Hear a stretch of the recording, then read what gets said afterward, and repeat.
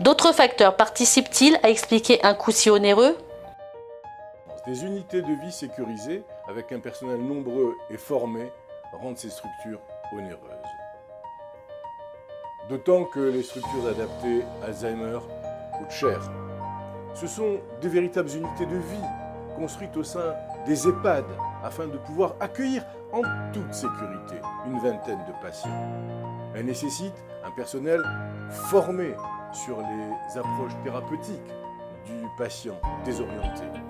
Mais également, il faut que ce personnel soit suffisamment nombreux afin de proposer un programme d'activité individualisé autour du maintien et de la réadaptation de l'autonomie.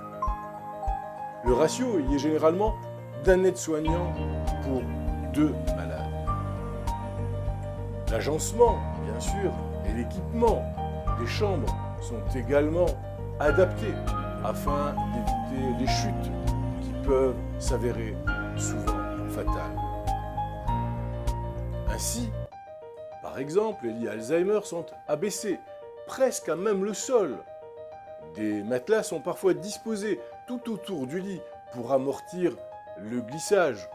Et il y a toujours un espace de déambulation.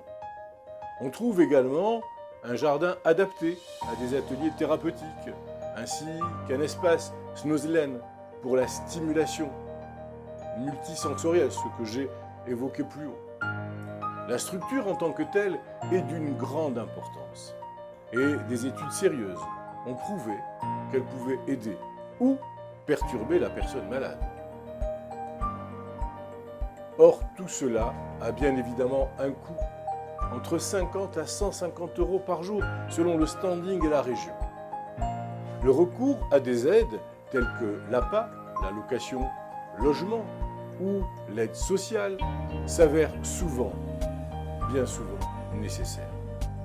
Dans tous les cas, la maladie d'Alzheimer étant évolutive, l'intégration du malade doit pouvoir se faire de manière très progressive, en accueil de jour, au début de la maladie, afin de favoriser la socialisation du malade, autour par exemple d'ateliers mémoire, puis de manière prolongée, quand malheureusement le maintien à domicile n'est plus possible, car il nécessite trop de soins et de surveillance pour l'aidant.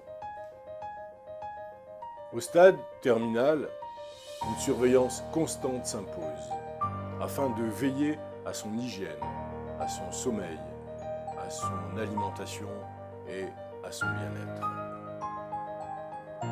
Effectivement, arrivé au stade critique, le malade d'Alzheimer n'est plus capable de s'habiller, ni de se laver, ou encore d'aller aux toilettes, car il a oublié comment il doit s'y prendre pour tous ses actes quotidiens. Le danger est alors imminent quand une telle perte de mémoire affecte également son alimentation. Il pourrait se laisser mourir de faim.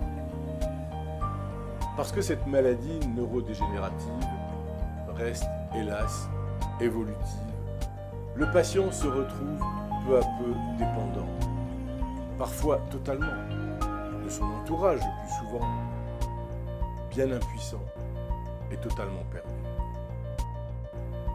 Parfois, complètement refermé sur lui-même, il ne reconnaît même plus ses proches.